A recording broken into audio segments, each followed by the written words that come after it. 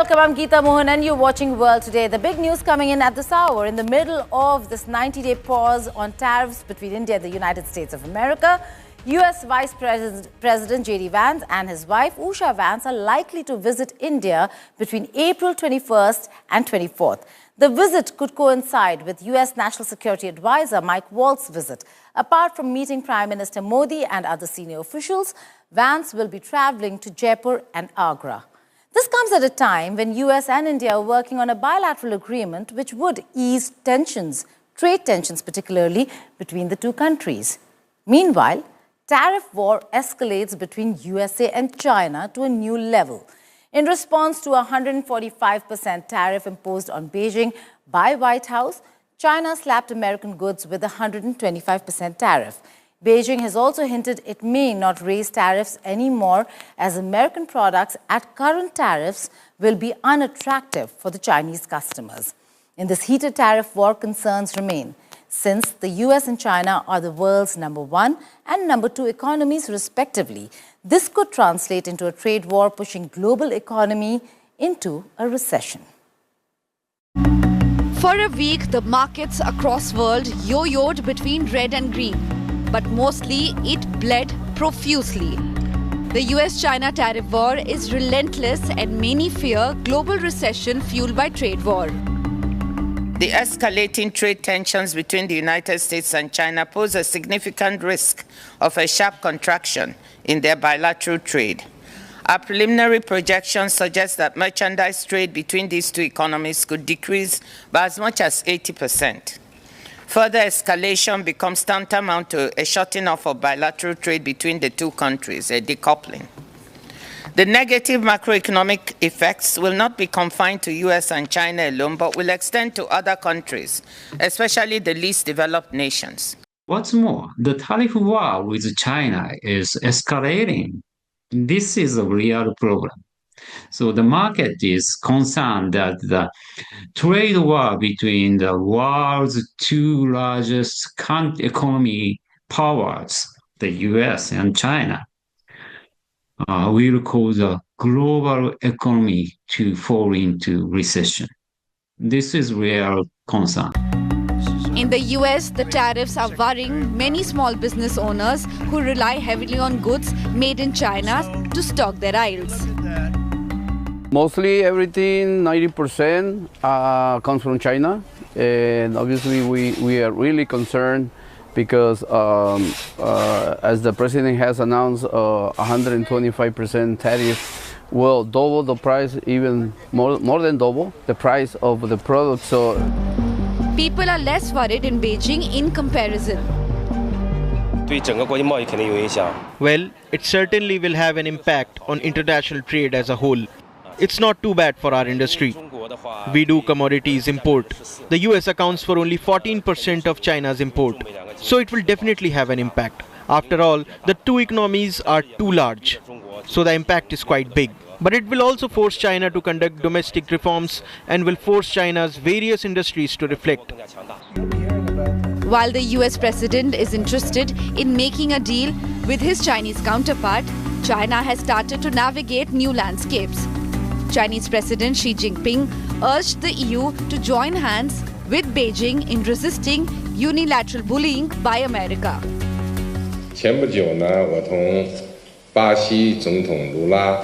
Not long ago, I co-authored an article with Brazilian President Lula and South African President Ramaphosa, calling for support for multilateralism, the safeguarding of the common good of all humanity, an opposition to isolationism, unilateralism and decoupling. Spanish Prime Minister Pedro Sanchez is in Beijing trying to forge closer economic and political ties between the countries and the EU at the same time. The European Union and China agreed to look into setting minimum prices of Chinese-made electrical vehicles instead of tariffs imposed by the EU last year. In late March, Chinese Commerce Minister Wang Wentao met his counterparts from Japan and South Korea before they issued a statement recognizing the need for cooperation to address emerging challenges and pledging to enhance cooperation on supply chains. The US-China tariff war heats up and the fissures in the global economy widen with each move. Bureau Report, India Today.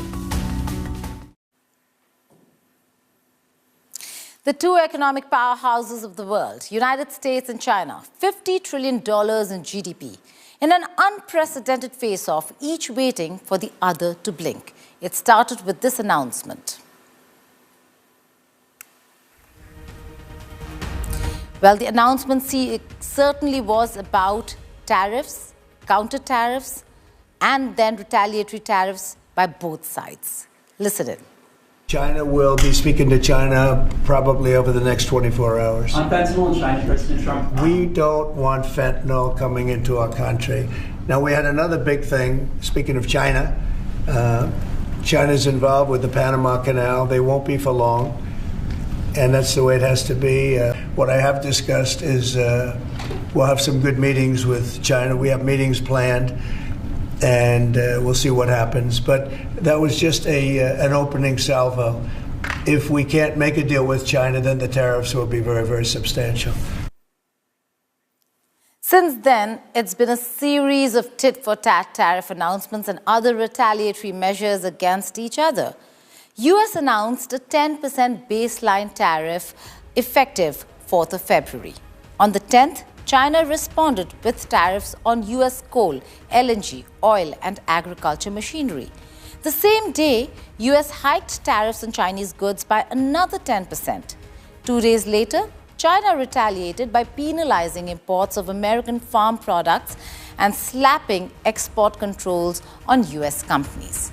Earlier this month, US announced 34% additional reciprocal tariffs on China. It also closed a loophole which allowed imports of cheap Chinese goods. China hit back with its own 34% duties, export controls on rare earth materials, and more restrictions on US companies. Tensions ratcheted up on the 7th of April, with US threatening another 50% tariffs on China, who termed it as blackmail. A day after, the 50% tariffs kicked in and China reacted with increasing 84% tariffs on American goods and more restrictions on US companies. The next day, US raised its own tariffs to a whopping 125%. China wants to make a deal. They just don't know how quite to go about it. You know, it's one of those things they don't know how quite. They're proud people. And President Xi's a proud man. I know him very well. And they don't know quite how to go about it, but they'll figure it out. They're in the process of figuring it out, but they want to make a deal. But that wasn't the end of this tariff war. When Donald Trump announced that China faced 125% tariffs, he did not include a 20% tariff on China tied to its role in fentanyl production. In effect, White House clarified that the revised tariff on Chinese imports stands at 145%. China responded with 125% tariff on US goods on the 11th of April. What happens with China? We would love to be able to work a deal. They've really taken advantage of our country for a long period of time. They've ripped us off beyond anybody, nobody. How people stood for it, sitting in my position, is not even believable. We're talking about many presidents, not just a couple. But they did, and all we're doing is putting it back in shape. We're resetting the table. And I'm sure that we'll be able to get along very well. I have great respect for President Xi. He's been, in a true sense, he's been a friend of mine for a long period of time. And I think that we'll end up working out something that's very good for both countries. I look forward to it. This is a great time to buy. This is what a post by Donald Trump hours before he announced that he was pausing reciprocal tariffs for 90 days. The news sent markets soaring. Was it a casual coincidence or a well-timed call? Did Trump already know he will be pausing tariffs? Take a look at this report.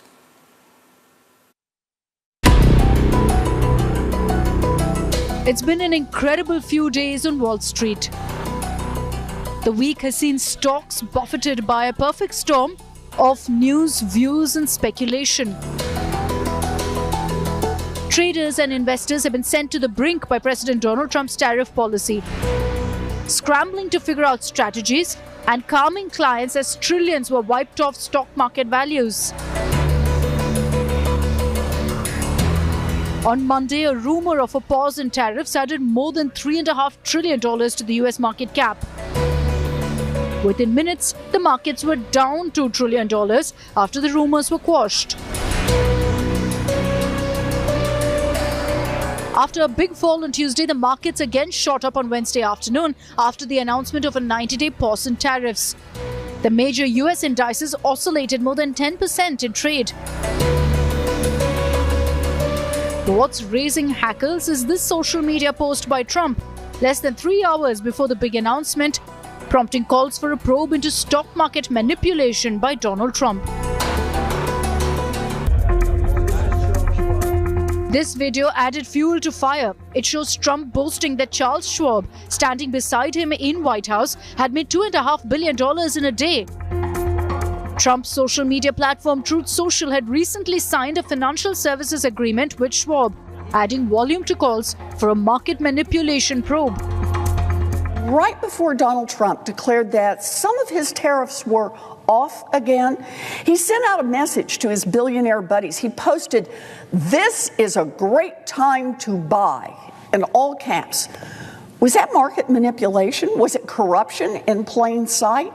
We need an independent investigation into market manipulation because Americans need to know whether President Trump or anyone in his administration manipulated the market to benefit their donors, all while they are working for the American people and while small businesses and those working families are paying a price. Meanwhile, the world's top 10 richest billionaires saw their combined net worth increase by $135 billion. Elon Musk saw the largest gain, with his net worth rising by $36 billion. Meta CEO Mark Zuckerberg followed with a $26 billion increase. Bureau Report, Business Today TV. Trump seems to have given a 90-day breather to 75 nations for his dreaded tariffs. However, China wasn't so lucky as it got slapped with 125% tariff. And now the fight's not just on trade floors, it's on TikTok and on Twitter. From viral AI memes mocking post-tariff America to Russia's cheeky online jabs, the backlash is turning digital. So how is this trade war unfolding on social media? Here's our next report. Trump's tariff has set the world on fire. So, if you look at that... But amid ongoing uncertainty and pushback, Trump announced a 90-day pause on the reciprocal tariffs on imports from almost 75 countries. I don't think he'll allow that. However, one country that wasn't spared was China. Trump imposed a 125% tariff on China. He argues that Beijing lacks respect for world markets. But now it seems like China is exploring every possible avenue to retaliate, including memes. An AI-generated video mocking American workers in a post-tariff world has gone viral. The video shows overweight employees in a textile factory appearing exhausted and depressed. The 32-second clip portrays how the world will look like as a result of Donald Trump's tariffs. The origin of the clip is not clear, but it was published on Chinese TikTok accounts.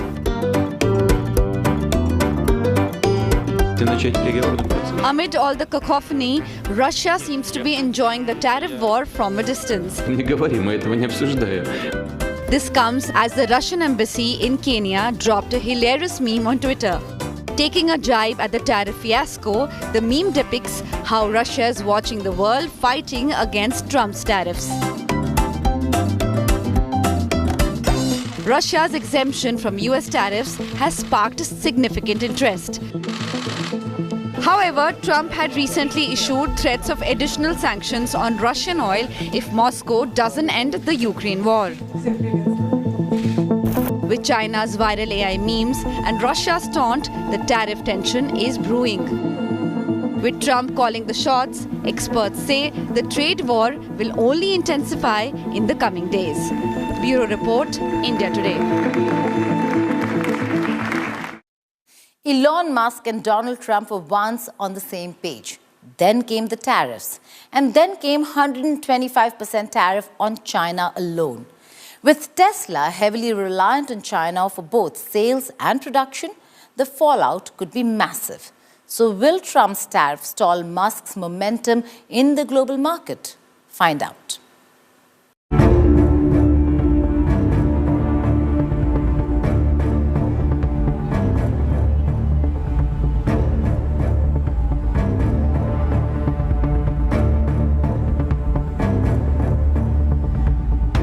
Elon Musk has been one of the biggest cheerleaders of Donald Trump.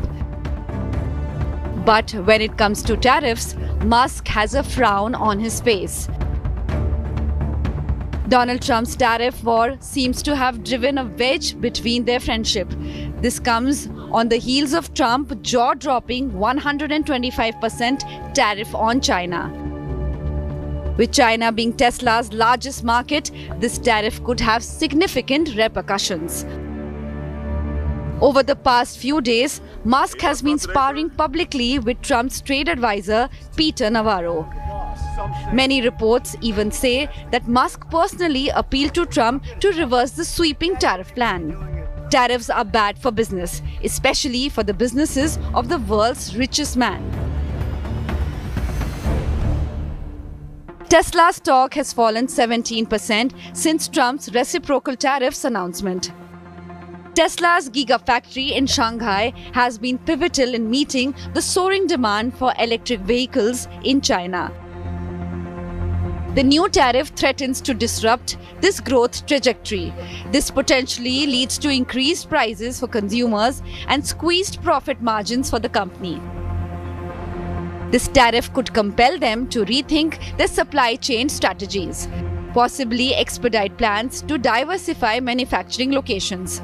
Chinese consumers who have been enthusiastic adopters of Tesla vehicles may now face higher prices.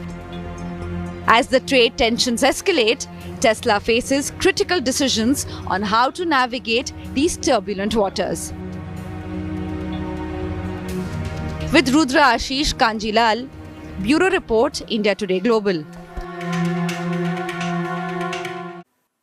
In a major breakthrough, 26/11 Mumbai terror attacks conspirator Tariff Rana has been remanded to 18-day NIA custody after his extradition from the United States of America. NIA has begun grilling Tariff Rana. 3 sets of questionnaires have been prepared by NIA, according to sources. Tariff Rana is being questioned on his location on the day of terror attacks and why he was there. Rana is also being questioned on whom he met during his stay in India and why he sent Headley to India on a fake visa, among other questions. The probe is led by DIG NIA, Jaya Roy. She also had gone to the United States of America to bring the man to India. Sources say that priority in the initial probe is to find out who is Rana's handler in Pakistan, who was funding him, who are the sleeper cells, who are his business partners, who was he funding in India, who all Headley contacted in India, and to whom was the money given. US also made a big revelation. After the attacks were complete, Rana allegedly told Headley that Indians deserved it. In an intercepted conversation with Headley, US revealed that Rana allegedly commended the 9 Lashkar-e-Taiba terrorists who had been killed committing the attacks and said they should be given Pakistan's award for gallantry in battle. Rana landed at Delhi's Palam Air Base around 6:20 p.m. on Thursday. He was taken to Patiala House Court under tight security, where the NIA said his custodial interrogation is key to uncovering the full extent of the 2008 conspiracy. And with that, let's take a look at some other international stories from across the globe in World at a Glance.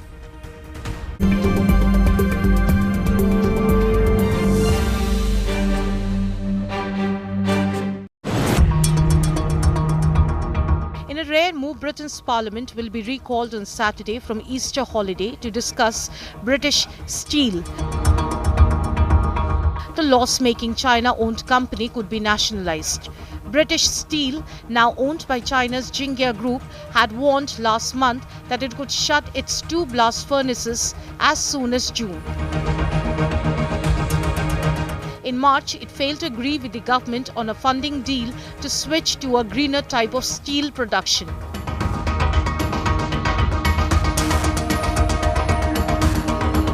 Donald Trump, the oldest person to assume the US presidency, is set to undergo his first physical examination of his second term on Friday. President Trump, who turns 79 in June, is known for his love of fast food, but often talks about his robust physical and mental health. The physical could offer the first clear look at Trump's condition since his year was graced by a bullet in an assassination attempt during a campaign rally in July last year. US Special Envoy Steve Witkoff traveled to Russia on Friday. He first met President Vladimir Putin's investment envoy Kirill Dmitriev and later the president himself. Kremlin said the two could also discuss a future meeting between Putin and Trump. Following his Russian visit, Witkoff will travel to Oman as the United States and Iran are set to hold direct talks to discuss Tehran's nuclear program on Saturday. US ballerina jailed in Russia returned to America on Friday. Xenia Karelina is a dual citizen of both Russia and America. She was sentenced to 12 years in prison in Russia for donating to a charity aiding Ukraine. Karelina was freed on Thursday in a prisoner swap from a man the US had accused of forming a global smuggling ring to spirit sensitive electronics to Russia's military. Tesla officially launched sales in Saudi Arabia on 11th April, marking a new chapter in the company's global expansion. It follows Tesla owner Elon Musk's troubled relationship in the kingdom. In 2018, the Tesla CEO claimed he had secured funding from the kingdom's sovereign wealth fund to take the company private. That deal never happened, leading to lingering tension.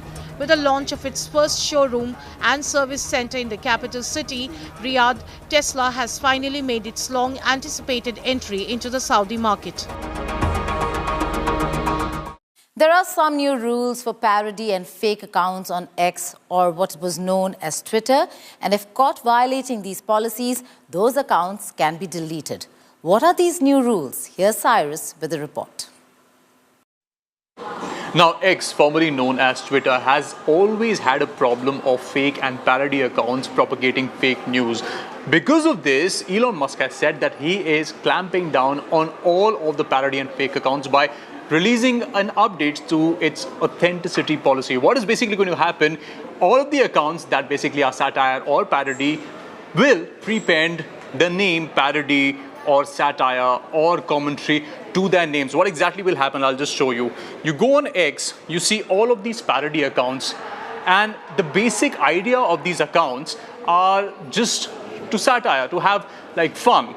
And that is something that X is not okay with, because a lot of fake news also happens via these accounts because people believe them to be original X accounts. So to basically fight this, X has said that you will have to first put the name. For example, if I click here, that is a parody account for Donald Trump. The parody moniker has to first come before the name, and that is the policy that Musk is saying will have to happen. Now, if you do not have an account like that, if it doesn't start with fake or parody, then it would be deleted, and that will start on the 10th of April. This is something big because for a long time, Elon Musk has been wanting to get advertisers on the platform, has been wanting to tackle spam and fake accounts, and this can happen with such steps taking place. And I think this is a good move. This will reduce the number of fake news and spam on the platform, and obviously X will become much more cleaner.